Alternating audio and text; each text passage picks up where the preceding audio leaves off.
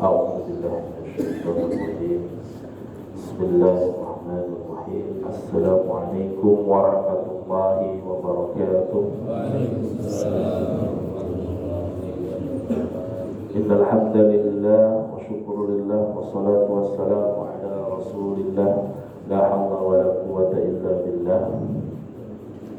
Masyakurullah Azza wa Jalla, selalu kita bersyukur kepada Allah Subhanahu wa Ta'ala. Dialah Tuhan Sang Pencipta alam semesta, dialah Tuhan yang patut kita sembah satu-satunya. Semoga kita selalu bersyukur kepada Allah, Allah limpahkan rahmat kepada kita semua. Amin ya rabbal alamin. Salawat dan salam selalu kita sampaikan kepada baginda Rasulullah, Allahumma shalli wa sallim wa barik alaihi. Semoga Allah bimbing kita memahami, memaknai kisah perjalanan baginda Rasulullah di majelis ilmu ini, dan juga syafaatnya yang kita tunggu nanti di yaumil akhir.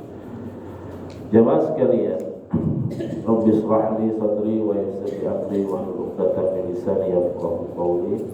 Allahumma faqihna fid-din wa alimna at-ta'wil. Allahumma faqihna fid-din wa alimna at-ta'wil. Allahumma faqihna fid-din wa alimna at-ta'wil. Dua pekan lalu, alhamdulillah, kita sudah membahas dua perang besar. Setelah perang Badril Kubro, setelah itu pecahlah perang Uhud.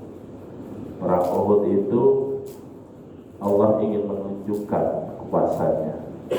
Kalian manusia harus bergantung kepada Allah Somad. Allah tempat bergantung segala sesuatu hanya kepadanya, dan juga harus taat kepada perintah Rasulullah atau atasan kita yang masyru'. Kita flashback sebentar. Setelah ini ada perang kecil kita bahas, yaitu bahwa perang Ghazwat Uhud ini, yang mana sebelumnya terjadi duel satu lawan satu, ya kan? Ya, ada Abu Syu'aibah bin Abu Talha melawan Hamzah, ya kan? Duel satu lawan satu menang. Abu Sa'ad bin Abu Talha melawan Sa'ad bin Abi Waqqas menang. Di pihak Muslim ini Hamzah, Sa'ad bin Abi Waqqas. Musafi bin Abi Talha melawan Ashim bin Taib bin Abdullah menang. Al-Julas bin Talha bin Abi Talha melawan Ali bin Abi Thalib, Ali pun menang. Singkat cerita, semua yang duel satu lawan satu menang. Ada yang kalah nanti, yaitu ketika pasukan panah muslimin yang 50 orang itu, 47 turun ke bawah, sisanya 43, sisanya 7 itu di atas, ya, di atas, yaitu salah satunya ada namanya Abdullah bin Zubair. Lawannya pedang Allah yang terhunus setelah dia masuk Islam, yaitu Khalid bin Walid. Ketika itu Khalid bin Walid yang ngumpet di bawah lembah Uhud itu, nunggu lengah, turun pasukan pemanah, dia serang yang 7 orang itu. Ketemulah face to face, satu lawan satu, Khalid bin Walid dengan Abdullah bin Zubair. Khalid bin Walid inilah juga nanti di zaman Umar menaklukkan Persia, Roma di bawah kepemimpinannya tentara. Itulah cara Allah menguatkan Islam. Innaka la tahdi man ahbabta walakinna Allaha yahdi man yasha. Nanti Allah kasih petunjuk hidayah masuk Islam Khalid bin Walid setelah itu. Tapi ketika perang Uhud, disinilah ketika tidak taat perintah Rasulullah. Kan perintahnya gini, walaupun kalian mendengar Rasulullah wafat, belum ada perintah turun, jangan turun sampai sebegitunya. Tapi karena dalam perang itu dihalalkan namanya harta rampasan perang, kocar kacir itu pasukan ribuan pasukan dari Mekah yang dipimpin oleh Abu Sufyan, ya turun tergiur dengan harta. Padahal dalam Islam dalam Al-Quran sudah ditentukan, kumpulin 1/5 untuk Nabi, sisanya baru nanti dibagikan untuk para peserta atau pasukan perang. Wafatlah duel 1 lawan 1 ini, ada seorang muslim Abdullah bin Zubair. Lawannya juga tidak gemen-gemen, namanya Khalid bin Walid. Kenapa Rasulullah terluka di sini? Disitulah Allah juga ingin menunjukkan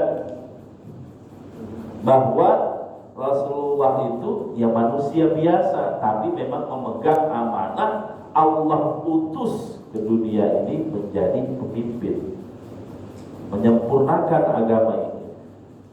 Huwa insan basyar, manusia biasa bisa terluka, tapi di lain kesempatan pun Rasulullah begitu gagah. Kan kalau ini terdesak, ya kan? Khomiah yang melukai Rasulullah itu kan, sampai ini tamengnya ini, tahu kan? Tamengnya itu nancep ke dalam gini, set. Nah, itu kan sahabat yang bantu melepaskan. Abu Bakar nggak bisa, Umar nggak bisa. Bahkan Umar ketika itu sampai udah duduk lepas terkulai itu. Ketika itu kan terkulai, mendengar berita bahwa Rasulullah wafat, padahal belum. Itu hanya hoax yang dibikin oleh kaum Quraisy. Dicabut kan sama sahabat sampai ompong giginya kan. Nah, ini menunjukkan di perang Uhud Rasulullah pun bisa terluka. Tapi di lain kesempatan Rasulullah pun memang gagah, berani dan kuat. Sebelum kita masuk namanya perang Hamra al-Asad di sini. Masuk Islamnya Umar bin Khattab coba. Ketika dia memukul adiknya sendiri, setelah itu ingin memegang mushaf, sahifah lembaran Al-Quran, dilarang dan dia disuruh mandi. Habis itu menemui Rasulullah, ya kan? Hamzah paman Rasulullah pun ingin menghalangi Umar, takutnya bikin apa? Bikin onar lah. Padahal dia udah masuk Islam, mau masuk Islam. Di hadapannya itu Rasulullah gini, dipegang ini ya. Nah, diangkat beginiin, nggak cukup kerasulanku dan hidayah yang Allah berikan kepadamu. Digoncangkan Umar sampai 3 kali. Umar itu kan besar, tinggi.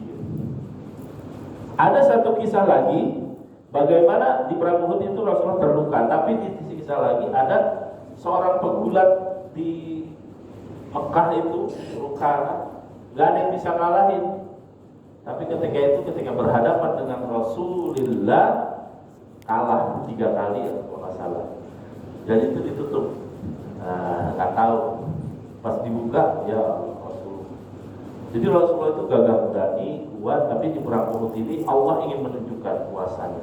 Padahal udah dijanjikan 3.000 sampai 5.000 malaikat akan turun.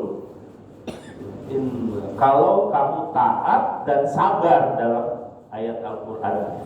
Tapi itulah para sahabat. Bahkan nanti setelah Rasulullah wafat, mulai di zaman Umar, Utsman, Ali, bertikailah para sahabat pada perselisihan yang mana dihasut atau dimasuki fitnah-fitnah dari kaum Yahudi, ya, Yahudi yang musuh Umar dari ketika sholat itu kan Yahudi yang hafal Quran, Yahudi yang hafal Quran, numpul jam. Di perang Uhud ini jamaah sekalian, wafatlah dari sekian banyaknya 700 ya, sebelumnya 1000. Kenapa tinggal 700? 300 Abdullah bin Ubay bin Salul, orang munafik nomor 1 ketika itu di Madinah, yang dia harusnya menjadi seorang raja. Ketika Rasulullah hijrah ke Madinah, gugurlah dia. Orang-orang Madinah dari suku Aus dan Khazraj, ya kan? Ingat suku asli Madinah nggak jadi melatih dia karena ada Rasulullah, yang mana itu dibenarkan oleh para pendeta Yahudi, ya kan? Nah, pendeta Yahudi itu kan kita belajar tahu bahwa ini Rasul mahjarun Nabi ilal Madinah, tempat hijrahnya seorang Rasul Nabi terakhir itu nanti ke Madinah. Pendeta-pendeta yang udah tahu, dia belajar. Nah, dan itu diaminkan. Ini Rasul Abdullah bin Ubay bin Salul gak jadi raja di Madinah, jadilah dia seorang yang munafik lah. Ingat Bapak sekalian, munafik itu wujudnya dia muslim, tapi perilakunya nusuk dari belakang. Lebih berbahaya dengan mereka yang jelas-jelas menampakkan bencinya dengan Islam. Ini Abdullah bin Ubay bin Salul. Sehingga ketika sudah mau masuk ke Jabal Uhud, Bukit Uhud ini, tiba-tiba mengendorkan semangat para sahabat. 300 dia kan kepala kaum. Yuk balik. Akan gak ada perintah untuk di luar Madinah. Dalam perjanjian piagam Madinah gak ada perintah untuk membela perang. Kalau Madinahnya yang diserang, masuk baru dibilang. Pulang lagi Abdullah bin Ubay bin Salul dengan 300, sisa 700. Makanya ketika perang Uhud sisa hanya 7. Sebenarnya ada 100 lagi, udah goyang mau ikut, tapi dikuatkan oleh sahabat yang lain. Itu depan mata nih. Akhirnya 700 itulah yang tetap bergabung. Jemaah sekalian, perang setelah perang Uhud ini bisa dikategorikan pasukan muslimin yang wafat itu 70 syahid, 70. Bayangkan 700 hanya 10% ya. Inilah cara Allah mengambil, menentukan siapa yang akan menjadi syuhada. Syuhada itu bukan ujung-ujung aku langsung ke pedang perang mati dengan tidak. Allah yang akan memilihnya. Dan dari setiap peperangan, syuhada itu tidak banyak, sedikit. Bayangkan 700 hanya 70. Terpilih mereka menjadi syuhada. Abdullah bin Zubair salah satunya. Dan kebanyakan dari suku Aus, 64 dari Aus, suku asli Madinahnya, berarti Ansor. Dari 37-nya itu ada juga Quraisy dari Mekah, Ibnu Hisham. Dalam kitab Ibnu Hisham ini 37 Quraisy. Intinya di perang Uhud kaum muslimin tidak banyak yang wafat, tapi di sini sangat detail diceritakan bagaimana Rasulullah itu sangat sedih ya, bahwa dalam perang Uhud ini siapa yang wafat jamaah sekalian? Hamzah. Hamzah bin Abdul Muttalib. Hamzah 11-12 dengan Umar bin Khattab. Perawakannya, kekuatannya, bahkan ketika tanding duel 1 lawan 1 pun Hamzah selalu menang. Nah, ini belajar kapal nih. Siapa yang membunuh Hamzah? Seorang budak dari Afrika kalau tidak salah, yang mana dia di Mekah punya utang banyak.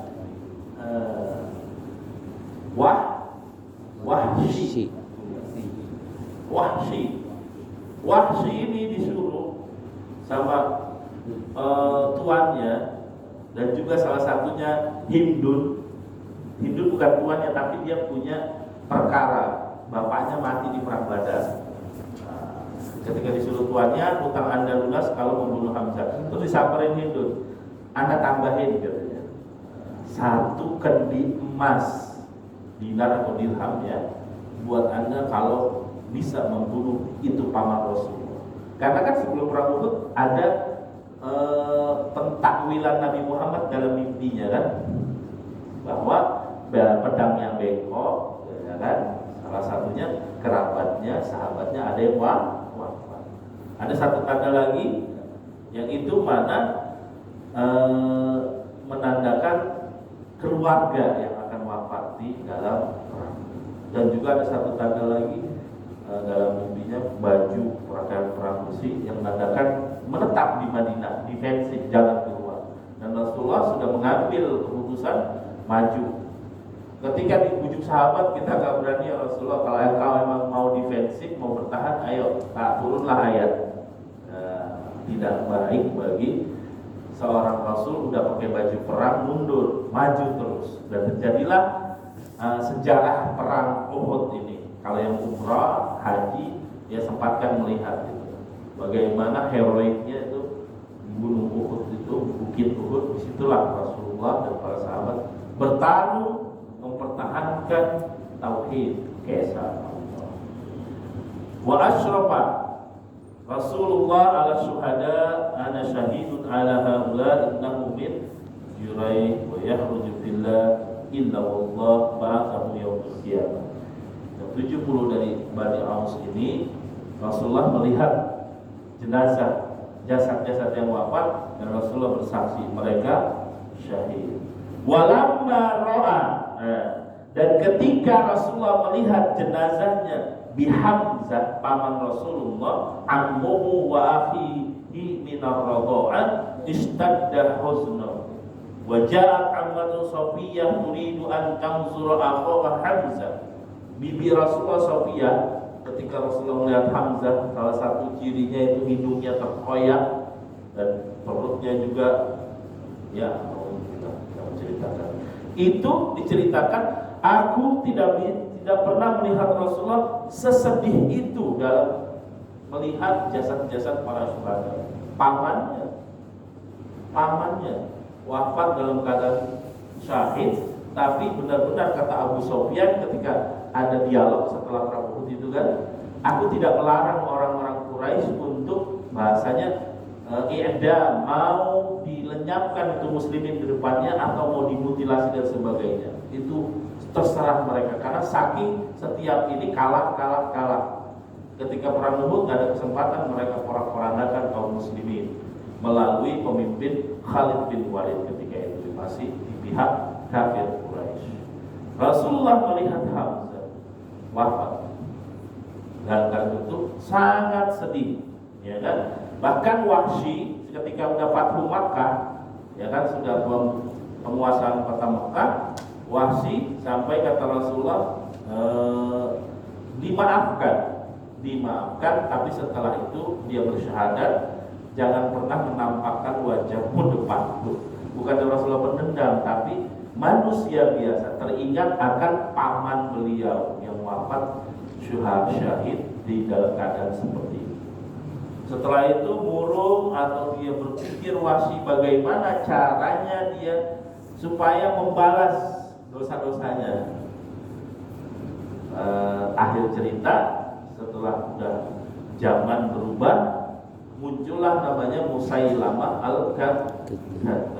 Musailamah al-Kadzdzab inilah nanti yang dibunuh oleh Wahsy dengan tombak yang dia pakai membunuh Hamzah. Setelah dibunuh, tombak yang ditusukkan ke Musailamah al-Kadzdzab. Semoga kata Wahsy ini seimbanglah, setimpal penebusan dosa saya telah membunuh paman baginda Rasulullah. Jadi seperti itulah bagaimana ujiannya seorang Nabi Muhammad SAW.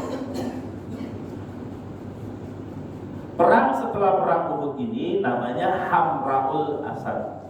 Satu tempat namanya Hamraul Asad. Nah, itu nama lokasi. Badar daerah Badar, Uhud daerah Bukit Uhud, Khandaq nama tempat yang dibuat, ya kan, parit, gorong-gorong, itu Ahzab, atau disebut namanya Ahzab. Seluruh suku-suku bangsa Arab di sekitar Mekah bersatu dari Ghatafan, Quraisy menyerang Madinah. Namanya perang Ahzab, dan nama itu mengidentikan lokasinya atau cirinya. Seperti itu. Nah, untuk kesempatan ini kita membahas tentang perang Hamraul Asad, yang mana tidak panjang dan tidak banyak tidak terlalu detail lah. Setelah pemakaman 70 syuhada Uhud, muslimin diperintahkan kembali ke Madinah. Sudah dilihat itu salah satunya Rasulullah bersedih sangat melihat para syuhada dan juga paman Rasulullah wafat. Sofia ingin nengok aja saudaranya Hamzah, dan bibi Rasulullah jangan, nanti nggak kuat, sudah dimakamkan. Bahkan dalam riwayat ini kita masih maktub cara nguburnya itu 2 atau 3 jasad dijadiin satu, dilihat sama Rasulullah siapa yang paling banyak hafalan Qur'annya, dia mukanya menghadap ke liang lahat. Nah, sampai sedetail itu Rasulullah, nggak asal dikubur, dijadiin satu pun dengan pakaian yang dia pakai tanpa dimandikan dan dikuburkan. 3 atau 2 setiap jasad, yang paling banyak hafalan Qur'annya dia yang wajahnya menghadap yang lahat itu. Sampai sedetail itu diceritakan. Nah, itu. Setelah dimakamkan seluruh syuhada 70 orang ini, Rasulullah balik, kita kembali ke Madinah. Kembali ke Madinah itu dalam keadaan jarah. Jarah itu apa? Keadaan terluka. Nah, ingat, karena mereka pasukan pemanah turun, lengah, diserang oleh Khalid bin Walid, yang lagi dikejar, balik lagi ngejar, ya kan? Nah, sampai Umar duduk kan, ketika ada sahabat, enggak, bohong, Rasulullah belum wafat, baru bangun lagi Umar sama Sa'ad bin Abi Waqqas. Nah, sampai segitunya akhirnya dirembuk. Nah, karena udah terkepung sama Khalid dari bukit, sama pasukan Quraisy yang udah lari, balik lagi nyerang, disitulah Rasulullah terluka. Sa'ad bin Abi Waqqas pun sampai diriwayatkan panah irmi, bahasanya irmi itu tembak gitu. Tembak Sa'ad, kata Rasul, ikut aja apa kataku, tembakin sama Sa'ad bin Abi Waqqas. Sampai diriwayatkan ada satu anak panah, nggak ada tajamnya, nggak ada besinya, disuruh lempar, disuruh tembak, dan itu mengenai pihak Quraisy. Itu adalah salah satu mukjizat Rasulullah. Anak panah yang tumpul, nggak ada sahamnya, itu nggak ada besinya, patah, ditembakkan dan nggak ada senjata juga. Jamaah sekalian, setelah itu Rasulullah manggil semua untuk kembali ke Madinah, istirahat sebentar. Istirahat. Dalam perang Uhud ini Quraisy tidak dinyatakan menang 100%. Ya, tidak menang 100%. Walaupun dari ceramah-ceramah saya dengar juga, dari ceramah saya lihat Ustaz ada kalah perang Uhud. Tapi kalau kita baca secara detail, ini tidak 100% kalah. Kalau kalah kan, ya mohon maaf, Rasulullah kalah gitu ya, pemimpinnya kan kalah gitu kan, hilang. Ini enggak kalah, tidak 100%. Pada tanggal 8 bulan Syawal tahun 3 Hijriah, suruh istirahat 1 hari aja. 1 hari dari perang Uhud, Rasulullah bersabda, semua yang hadir di Uhud harus bergabung untuk mengejar Quraisy. Jadi ketika balik jamaah sekalian, istirahat baru 1 hari, ini luka belum kering disembuhin atau diobatin. Rasulullah memanggil, ya masyarul mu'minin, siapa aja yang ikut perang Uhud, jihad, kembali kita kejar Quraisy. Jadi baru selesai perang 1 hari aja Pak, 1 hari istirahat. Nah, kita enak banget di Indonesia Pak. Bulan suci Ramadan, masuk Idul Fitri, panjang itu liburnya, ya kan? Zaman Rasulullah, Masya Allah. Ini kan Syawal, kan? Syawal setelah Ramadan nih, 8 Syawal, istirahat 1 hari. Dan Rasulullah memberi notice, memberi NP ya, keterangan yang boleh mengejar Quraisy, mereka yang berangkat ke Uhud kemarin, nggak boleh ada yang ikut.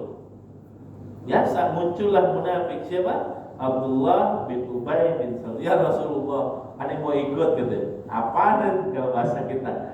300 apa ikut nanti sudah berkhianat. Nggak boleh, nggak diajak. Karena apa? Nanti visinya pasti di pertengahan jalan dia mau mengendorkan semangat siapa?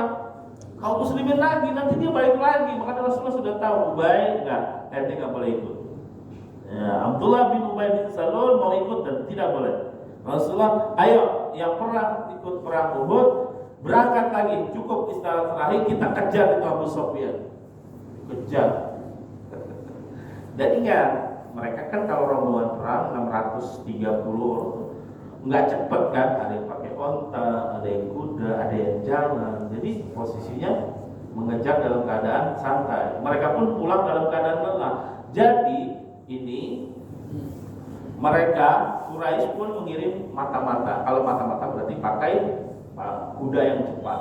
Jadi kecepatannya bisa 3 kali lipat dari yang berjalan biasa. Rasulullah pun mengutus mata-mata juga.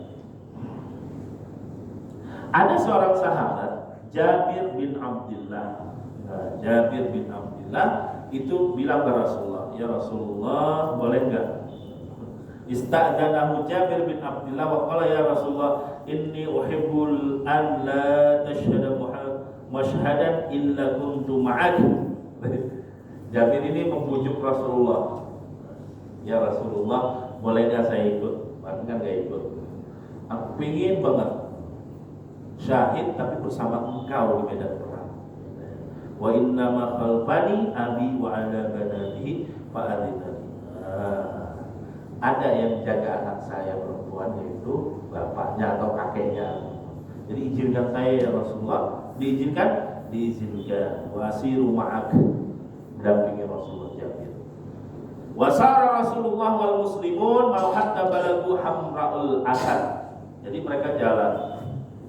Ya, 630 itu jalan. Dalam kitab itu kurang lebih 3 hari perjalanan sampai nyampe satu daerah namanya Hamra'ul Asad. 1 hari perjalanan pulang pasukan Quraisy. Nah, Quraisy ini belum nyampe Mekah, tapi dia juga mengirim mata-mata ke Madinah. Mata-mata Quraisy ke Madinah ketika itu kaget melihat, kok ini pasukan muslimin malah menuju ke Mekah gitu.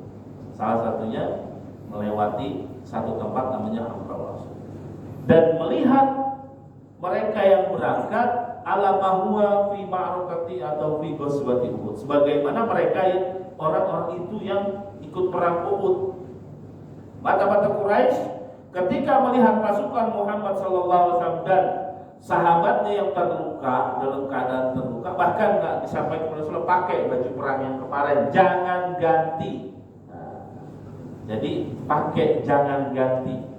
Kan mereka baju perang ada savingnya ya, ada backupnya, tapi perintah Rasulullah yang berangkat yang kemarin Uhud dan juga pakai apa yang kalian pakai ketika itu. Jadi seperti habis perang kemarin, keadaannya yang luka ada bekasnya, pakaiannya dipakai berangkat.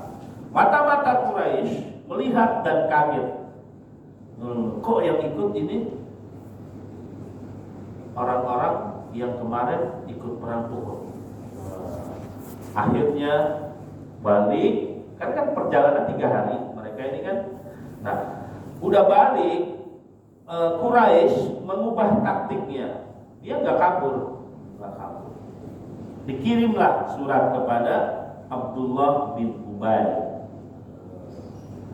Siapa Abdullah bin Ubay? Seorang munafik yang mau ikut tadi nggak jadi ikut, nggak boleh. Nah, karena tahu dia seorang munafik, kirim utusannya langsung temui langsung ke Madinah. Abdullah bin Ubay menanyakan kevalidan, kesahihan berita dari mata-mata yang pertama. Ini orang Quraisy, Pak, Quraisy menyembah patung. Berita aja dia validkan. Kita sebagai seorang muslim pun, WA yang berseliweran di grup kita harus juga verifikasi. Jangan asal share, apalagi yang tidak baik lah. Kalau yang itu ilmu, share, tafadhol. Tapi kalau itu hanya berita apa, stop. Jangan di-share dulu, tanya apa yang ngirim. Quraisy aja yang dulu yang nyembah patung, dia tidak percaya dengan kerasulan Muhammad, dia butuh 2 kali verifikasi. Diutus ke Madinah, dicari rekannya yang munafik, Abdullah bin Ubay bin Salul. Ditanyakan dalam suratnya, apakah benar kaum muslimin bersama Muhammad mengejar pasukan kami yang dipimpin oleh Abu Sufyan? Dan ini diketahui juga oleh seorang sahabat namanya Ma'bad bin Abu Ma'bad al-Khuzai. Wa hunaka aqbala Ma'bad bin Abi Ma'bad al-Khuzai ila Rasulillah. Ma'bad bertemu dengan Rasulullah, dia belum muslim. Ketika mau perang Hamra'ul Asad, bersyahadat, Setelah itu dia diketahui oleh orang Quraisy masih dalam keadaan belum berislam. Rasulullah pun punya taktik lagi. Ma'bad ini diutus cepetan nanti ke sono ke orang-orang Quraisy. Ma'bad ini berperan melaporkan pasukan muslimin tentang pasukan Quraisy yang sudah nampak dan balik lagi menuju ke Madinah. Jadi Ma'bad ini dari pasukan golongan orang-orang Quraisy. Dia nyamperin ke Rasulullah, ya Rasulullah, ya syahadtu asyhadu an la ilaha illallah wa anna muhammadar rasulullah. Dah bersyahadat, ya kan? Ketika bersyahadat, wahai kaum muslimin, ini orang-orang Quraisy, Abu Sufyan balik lagi ke Madinah mau nyerang kalian. Nah, memang tujuan kami, maka turunlah ayat Al-Quran apa? Hasbunallah wa qalu. Nah, dalam Al-Quran itu ada wa qalu. Di sini. Ya kan? Nah, wa ashabu wa hum bi'amrul asab fa akhbarahum billadzi qalu lahu Abu Sufyan wa qalu innan nasa qad jama'u lakum fakhshawhum. Ma'bad nyampain Abu Sufyan udah kumpul, balik lagi mau ke Madinah nyerang antum semua kaum muslimin. Kata Rasulullah, emang kita mau ngejar mereka. Dan itu serentak semua pasukan muslimin wa qalu. Nah, dengan keimanan hasbunallah wa ni'mal wakil. Fanqalabu bi ni'matin minallahi wa fadlin lam yamsashum su'un wattaba'u ridwanallah wallahu dzu fadlin azim. Nah, hasbunallah wa ni'mal wakil ini dipakai. Hasbunallah wa ni'mal wakil. Itu mereka menguatkan hanya Allah lah yang akan menolong mereka. Jadi bahasanya maju terus, pantang mundur. Kalau bahasa kita tafsir bebasnya begitu. Nah, jadi kata Ma'bad, dia udah Islam, cuman mau ngasih tahu, ini pasukan ribuan ini mau nyerang ente lagi dalam keadaan terluka seperti ini, compang-camping bahasanya. Apalagi dia sudah terluka, baru istirahat sehari, belum kering itu betadin atau apalah ya ini kan. Ma'bad ini bilang, ya Rasulullah, udah balik, fakhshawhum, takut nih. Mereka kita memang mau mengejar mereka. Turunlah ayat qalu hasbunallahu wa ni'mal wakil fanqalabu ila akhiril ayat. Summa qamu, ya kan? Apa artinya? Kami tidak akan mundur selangkah pun. Bahkan di ayat lain, walaupun bukan sabab nuzulnya ini ya, yang ayat lain, idza laqitumul ladzina kafaru zahfan fala tuwalluhumul adbar. Lupa saya itu surat apa. Tapi itu ayat Al-Quran. Allah berfirman, wahai kaum muslimin, kalau udah di medan perang berhadapan dengan kaum musyrikin, kafaru, orang yang tertutup hatinya dari hidayah Allah, yang nggak mesti ini, pokoknya kafir, orang kafir, mau dia Zionis, mau dia tidak bertuhan, ketika di medan perang dia mau menyerang Islam, zahfan, maju, jangan mundur. Falatwalluhumul adbar. Adbar itu apa? Adbar, dabaro, duhurun, belakang. Adbar, mundur bahasanya. Jangan sampai mau mundur ke belakang. Nah, itu. Di ayat lain dikuatkan, kalau ketemu izalah itu muladzina kafaru zahfan falatwalluhumul adbar. Udah, maju terus, pantang mundur selangkah pun. Kapan kita harus mundur? Besok Pak, tanggal 23. Mundur terus, pantang maju. Ya, terawih itu harus kita kuatkan. Jangan maju terus, mundur terus. Jadi jamaah harus mundur dengan maju terus. Nah, kalau dalam sholat terawih kita balikan itu intinya, semangatnya, mundur terus. Maksudnya jamaah harus semakin banyak, bukan semakin hari semakin maju jamaah. Tapi kalau dalam perang maju terus. Nah, ini dalam surat Al-Imran ayat 173, wa qalu hasbunallahu wa ni'mal wakil. Kami tidak akan mundur wahai Ma'bad, walaupun yang baik memberi tawanan kami, kita punya pemimpin Rasulullah. Beliau mengajak kita hanya yang ikut perang Uhud sama Jabir itu satu. Kata dia punya hajat yang sangat ingin dipenuhi. Ma'bad menuju Quraisy. Nah akhirnya karena ente ada Islam, ayo jalankan siasat selanjutnya. Ma'bad laporan kepada Mekah, ya kan? Ketika Abu Sufyan sudah mau balik lagi, sudah mau menuju ke Madinah, Ma'bad sudah ngejar duluan. Taunya si Ma'bad ini, Ma'bad bin Abu Ma'bad al-Khuzai, ya kan? Taunya mereka masih kafir. Ada apa ya Ma'bad ke Abu Sufyan? Aneh inisiatif. Lihat ini pasukan muslimin, mereka sangat gagah. Tapi itu orang-orang yang terluka di perang Uhud yang ente lukain semua. Hah? Kata Abu Sufyan. Anjuran saya fa inni nasihun, katanya gitu kan. Fala taf'al. Fa inni nasihun. Nasihun itu aneh kasih nasihat. Nasihat mundur aja. Kemarin aja kocar kacir kita belum tentu menang. Di Badar kalah, di Uhud pun nggak menang nggak kalah. Padahal mereka sudah turun pasukan panahnya. Rasulullah sudah terluka. Sehingga Rasulullah sudah terluka pun sekarang bayangkan dia sangat sedih pamannya wafat. Bayangkan kemarahan. Wah, pokoknya dimanipulasi lah bahasa kita seperti itu. Ma'bad memprovokasi Abu Sufyan supaya bersama pasukannya sudahlah balik saja.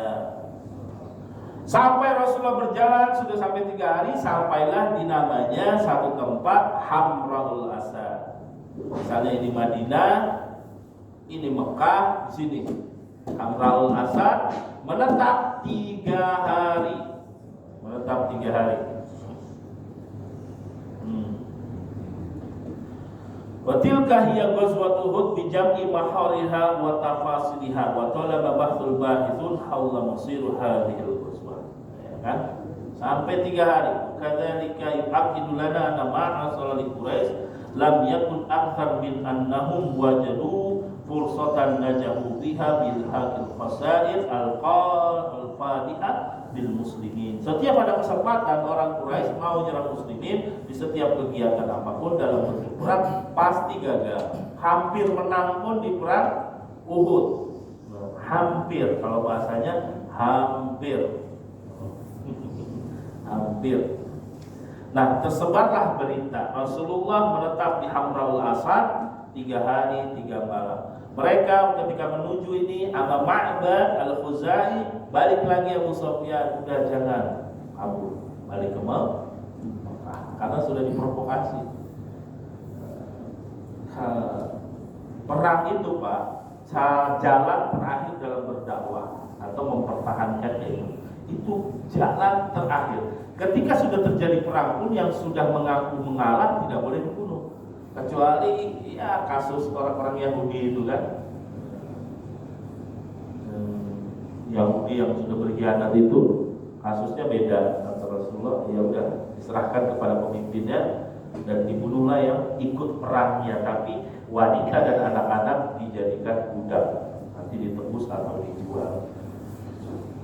Tersebarlah berita kaum muslimin mengejar pasukan Quraisy yang kabur di Mekah. Jadi walaupun belum ada internet, di saat teror Arab pun tersebar berita. Karena mereka kan kafilah dagang. Salah satunya lewat Hamraul Asad juga, ini harus ditungguin. Jadi setiap nungguin ada yang lewat, ngapain? Hari pertama menunggu Quraisy. Mereka harus benar-benar paham kita akan mempertahankan keimanan, ketakwaan dan juga Madinah negara kita. Pertahankan 3 hari 3 malam. Apa maksudnya? Untuk memberikan kesan seperti mana perang Badar. Perang Badar pun kan nggak langsung pulang kan, ditungguin kan. Di perang setelah perang Uhud kan nggak kalah nggak kenal. Rasulullah baru istirahat terakhir 1 hari kejar lagi. Dia memberikan kesan kepada orang-orang seantero Arab itu kaum muslimin tidak kalah juga. Ditungguin di Hamraul Asad.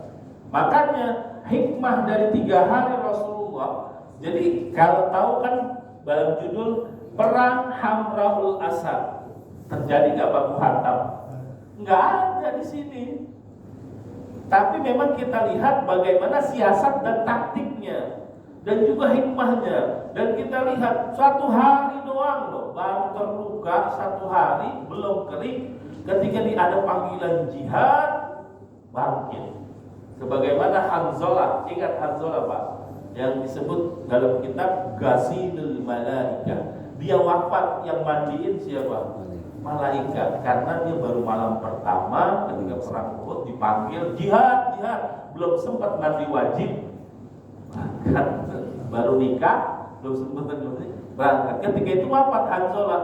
Rasulullah ketika melihat jasadnya, Ghasilul Malaika, Ghasil, ghusl, artinya mandi.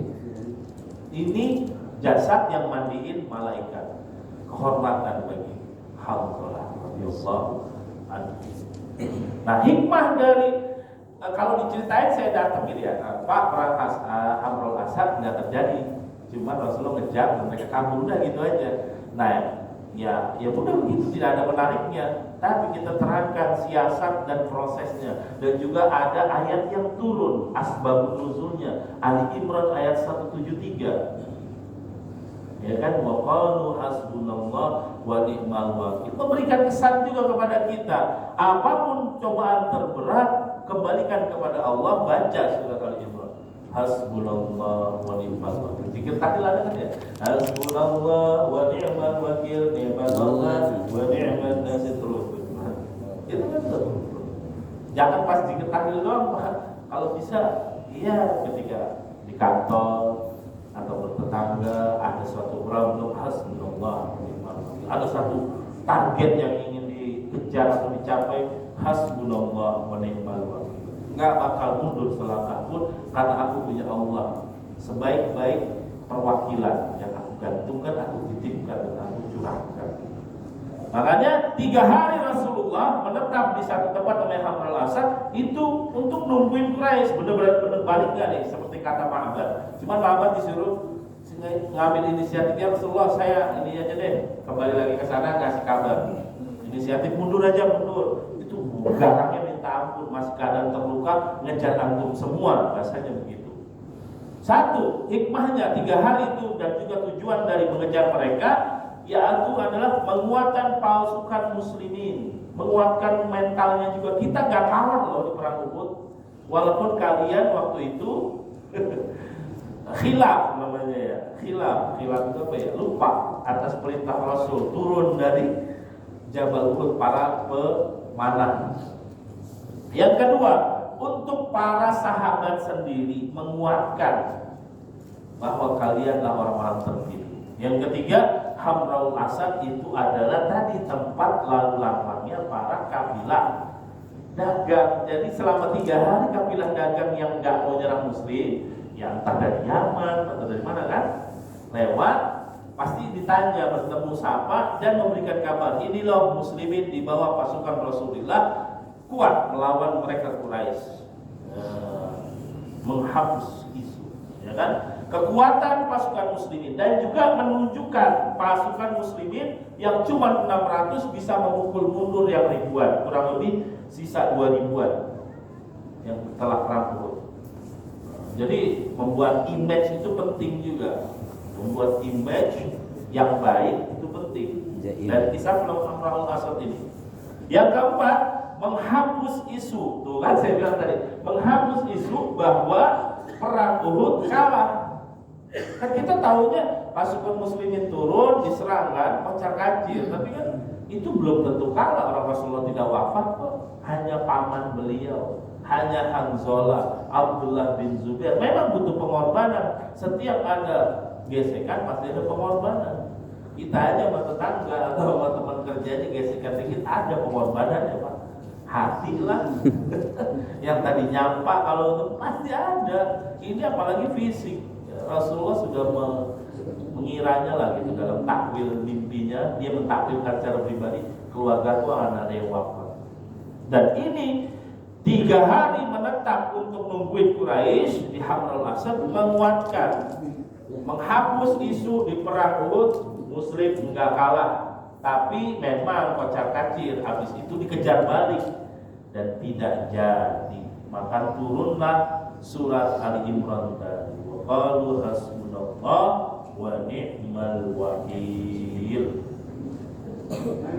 Abu Sofyan saat pulang ke Mekah, akhirnya kan ke Ma'bad disuruh pulang akhirnya Pak, pulang. Abu Sofyan saat pulang ke Mekah, Abu Sofyan ini yang mimpin yang mimpin kafilahnya.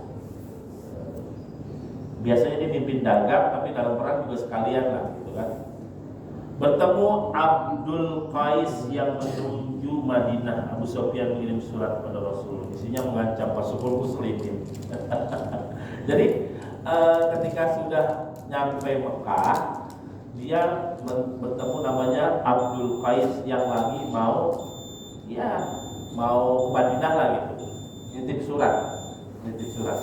Intinya suratnya mengancam, kami akan menyerang Anda lagi. Dan terbuktikan nanti ada perang Ahzab, ya kan? Perang-perang lain setelah perang Uhud. Jadi ini juga strategi Abu Sufyan, bahwa walaupun kita dipukul mundur, dikejar, kirim surat, kami akan terus mengejar Anda. Dan itu pula jawabannya sama. Qalu hasbunallah wa ni'mal wakil. Sebelum kembali ke Madinah, Rasulullah menangkap Azzah al-Jumahi saat perang Badar. Jadi di perang Badar itu ada seorang Quraisy yang ditangkap menjadi tawanan, ya kan? Namanya Abu Azzah al-Jumahi. Abu Azzah al-Jumahi ini ketika perang Badar, dia bilang ampun, gitu kan? Ya udah dilepasin sama Rasulullah, tapi dengan syarat nanti kalau ada Quraisy nyerang lagi dalam satu perang, kamu nggak boleh ikut. Dia ikut lagi, dikomporin sama orang-orang Quraisy, dijanjikan onta merah salah satunya. Onta merah mungkin ya kalau kita kendaraan yang mewah lah gitu. Ikut lagi, rupanya dia nggak mati, ketangkep lagi. Namanya siapa ini? Abu Azzah al-Jumahi, yang saat perang Badar menjadi tawanan dilepas, janji nggak ikut perang, tapi dia malah ikut perang Uhud. Maka Rasulullah memerintahkan Zubair atau Asim bin Sabit untuk membunuh Abu Azzah al-Jumahi. Ini kan sudah dikasih kesempatan, akhirnya pun Rasulullah ya udah diidam, bahasanya dieksekusi, karena dia sudah melanggar janji. Yang terakhir jamaah sekalian, pelajaran penting dan hikmah yang kita tangkap dari perang Uhud. Kalau tadi kan hikmah dari menetapnya 3 hari ya di Hamrah Asad. Sekarang dari kejadian perang Uhud ini, bahwa yang pertama adalah atiullah wa rasul. Ingat, kita harus taat kepada Allah dan Rasul. Yang mana sekarang itu harus kita wa ulil amri. Ada pemerintah yang soleh, yang baik, kita ikuti. Kedua, kalau ada perdebatan, kembali ke Quran Sunnah. Yang mana Quran dan Sunnah ini bisa dipahami oleh seorang faqih, seorang yang berilmu. Bukan kita sendiri buka Qurannya, kalau emang nggak paham, tanyalah. Ya kan, kalau nggak tahu tanya sama yang paham, ustadznya. Yang kedua, selanjutnya Allah menginginkan memberikan pelajaran. Ada namanya sunnatullah, ada namanya sunnah kauniyah. Sunnatullah, kamu menang kalah Allah yang menentukan sebagaimana ijtihadmu. Sunnah kauniyah, kalian kalah karena kesalahanmu. Sunnah kauniyah alam semesta. Sunnatullah. Yang selanjutnya hikmah dari perang Uhud ini, kejayaan dan kemenangan Allah janjikan bagi kaum muslimin yang jika mereka taat dan sabar, dalam kurung tidak maksiat. Jadi kita kok berdoa nggak kabul-kabul, introspeksi Pak. Saya juga introspeksi. Ada nggak sih maksiat yang masih kita jalankan? Ada nggak jempol kita bikin status nyinggung orang juga? Itu kan maksiat juga, yang mana menghalangi terkabulnya doa kita. Dari perang Uhud pun udah dijanjikan dalam Al-Quran, kalau sabar dan taat 5.000 bahkan kata Allah, malaikat akan bantu kalian dalam perang Uhud. Tapi kan sebagian sahabat tergiur dengan harta. Yang selanjutnya hikmah dari perang Uhud, mati syahid pilihan Allah. Dan di beberapa perang pasti syuhada itu sedikit, gak banyak dari jumlah total yang berangkat perang. Kalau kita lihat 70 mah banyak. Tapi kalau di total yang ikut perang 700, jadi Allah pilih siapa saja yang akan syahid. Yang terakhir, Allah bongkar dalam perang Uhud sifat-sifat orang munafik, ya kan? Dan itu salah satunya adalah siapa? Abdullah bin Ubay bin Salul, ya kan? Mereka inilah salah satu orang munafik yang sangat terkenal di zaman Rasulullah. Yang tadi saya sebutkan namanya Anas ibnu Nadir, yang membangkitkan semangat Umar bin Khattab ketika sudah termulai duduk di perang Uhud. Woi, bangun, kata Anas bin Nadir. Dan dia menembus 2.000 pasukan itu. Nah, inilah perang Hamraul Asad. Nanti kita akan lanjut dengan tentang satuan perang antara Uhud dan Ahzab. Jadi setelah perang Hamraul Asad masuk ke perang Khandaq. Khandaq itu parit. Ini trailernya lah bahasanya. Perang Khandaq itu nanti siasatnya oleh siapa yang kasih tahu? Salman Al-Farisi yang membantu Rasulullah. Karena taktik perang Khandaq ini belum pernah dilakukan oleh orang-orang Arab. Nah, Salman Al-Farisi orang Faris. Persia, maaf, orang Persia. Orang Persia itu kalau sekarang kita lihat Shahrukh Khan, Salman Khan, itulah keturunan Persia, gabungan di India itu. Nah, saya punya sahabat namanya Aris Khan, datang ke sekolah saya terakhir di India. Dia mengakui silsilahnya diceritakan. Saya tinggal di London, bapak ibu saya orang India, tapi saya keturunan Persia. Oh, berarti Salman Khan ya Persia. Nah, itu dari Salman Al-Farisi, mungkin keturunannya yang muslim ya. Seperti itu. Insyaallah nanti kita akan bahas tentang perang Ahzab, yang mana perang Ahzab ini ada munafik lagi. Dan juga ada taktik baru lagi dan kekuatan baru. Aku qouli hadza, astaghfirullah lakum, wassalamu alaikum warahmatullahi wabarakatuh.